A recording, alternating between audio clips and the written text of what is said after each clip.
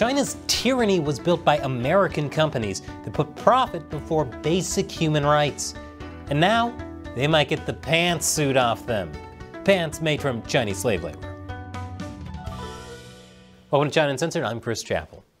Human rights really get in the way of doing big business, don't you think? I mean, that's essentially what Bill Gates said when he was in Beijing in 1994. He said, it's a little strange to tie free trade to human rights issues. It's basically getting down to interference in internal affairs. Yeah, and just think how much cheaper Chinese goods would be if they hired even younger kids, made them work even longer hours, and didn't pay them at all. You'd save like $13 a year at Walmart. Worth it. Sure, the Chinese Communist Party tortures dissidents with electric cattle prods, but they also have a lot of money. So that obviously balances out karma-wise. The problem is there's a lot of these do-gooders in the world who don't think profit is the greatest good. They think freedom of belief and expression and not being tortured to death are the greatest goods. I'd like to see their 401ks. Unfortunately, the U.S. Commerce Department put a bunch of roadblocks to big business. After the Tiananmen Square massacre in 1989, they put a bunch of restrictions on trade. U.S. companies couldn't sell things like handcuffs, helmets, or shotguns to Chinese police. That's just money left on the table, if you ask me. And Chinese police need those tables clear so they can tie dissidents to them and torture them with electric cattle prods. The good news is that eventually the U.S. helped China get into the World Trade Organization in 2001. And then for many years, the U.S. Commerce Department had no qualms with American tech companies working directly with the Chinese police. I mean, when have tech companies working with authoritarian regimes ever led to anything bad? Except for that time with IBM and the Nazis. Anyway, when you think about it, isn't sharing technology the best thing for human rights? As one California-based tech CEO said, anything that helps China to modernize will help China to improve its human rights situation. Of course, he said that back in 2006 when, well, no, that was still as stupid back then as it is today. The problem is because American tech companies in the early 2000s treated China like one giant gold rush, China was able to turn the book 1984 into an instruction manual. There are a lot of examples. Microsoft has worked with the Chinese military on AI research. Thermo Fisher was selling DNA kits that I'm sure were very useful for harvesting organs from political prisoners.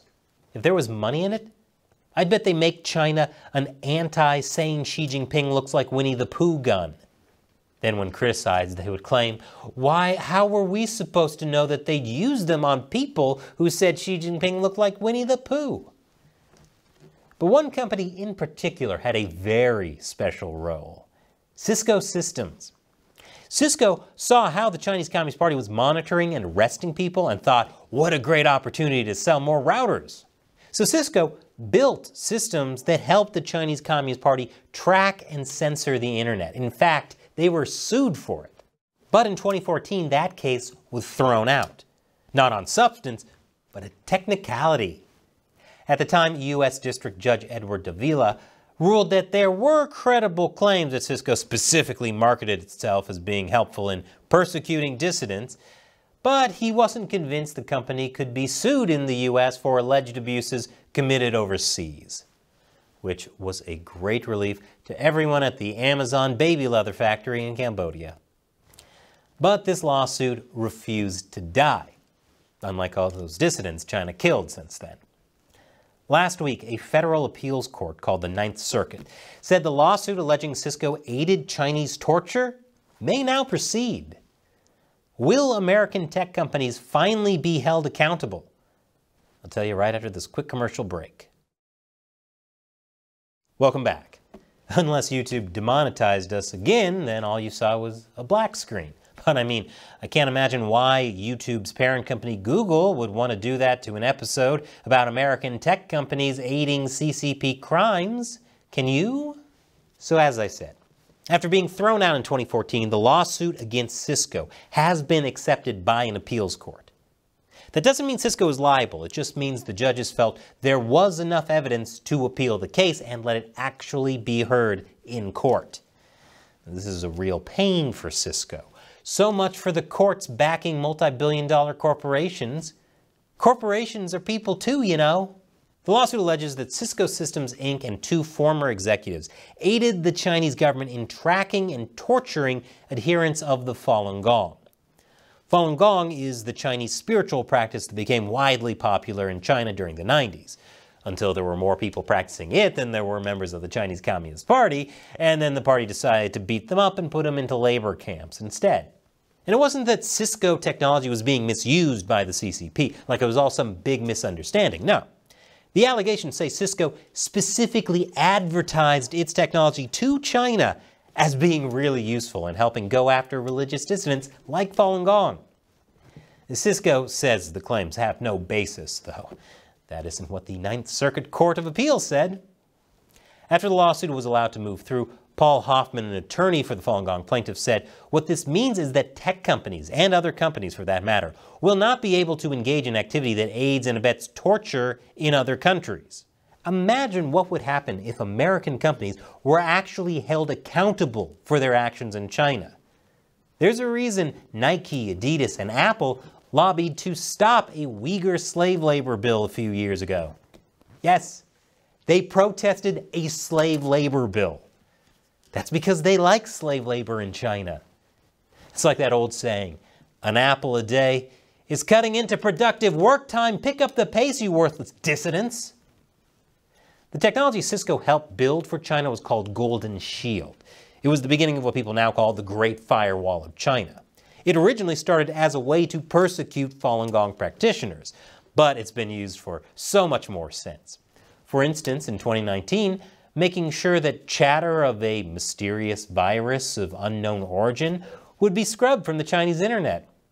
And as I said, when have tech companies working with authoritarian regimes ever led to anything bad? I wish just once when I ask this type of question, it actually be rhetorical. There are a couple of things that could happen now as the appeal has been granted. This ruling was made by a 3-judge panel of the Ninth Circuit Court. Cisco could petition for an 11-judge panel to make a new ruling. Or it could appeal up to the Supreme Court. But considering the current Supreme Court, that could be a ruling many American companies would not want made. So Cisco may hesitate to go that far. But if the case moves forward, which it seems like it will, Hoffman said he's going to start seeking internal records from Cisco and deposing its executives, which also could be really bad for Cisco. But let's remember the real victims here. No, not them. The American corporations that stand to lose big money. As Bloomberg News, which is tied to billionaire Michael Bloomberg, whose finance company relies on the China market, says, this case threatens to exacerbate tensions between the U.S. and China. Bloomberg News says the U.S. and China are tumbling into a tit-for-tat trade war, and both sides are restricting exports critical to advanced technologies. Yeah, think of all the advanced technologies the U.S. is getting from China, like... But China is getting advanced technology from the U.S. And remember, anything that helps China modernize will help China improve its human rights situation. In fact, even in the Ninth Circuit Court, one of the judges was worried about the impact on international relations. She said, finding of liability in this case would necessarily require showing that the Chinese Communist Party and Ministry of Public Security violated international law. I mean, we know China is committing genocide, killing people for their organs, and using rape as a form of torture, but if we actually said that in court, then it could really make doing business with them seem somehow dirty. And is that what we really want? Remember what the Bible says. Money is the root of all wealth. I learned that in Catholic school. So won't someone please think of the children and how we can put them to work? So do you think American companies should be held accountable for their actions in China? Let me know in the comments below. And as a thank you to all the fans who make China Uncensored possible by contributing on patreon.com/China Uncensored, because YouTube keeps demonetizing us, I'll answer one of your questions on the show. Today's question comes from Timothy. Hey Chris, what do you think would happen if the PRC accidentally attacks a U.S. naval ship? Say they also formally apologized and sent an indemnity. Similar to what Imperial Japan did in the USS Panay incident. Do you think the US government would tuck its tail between its legs and take the apology?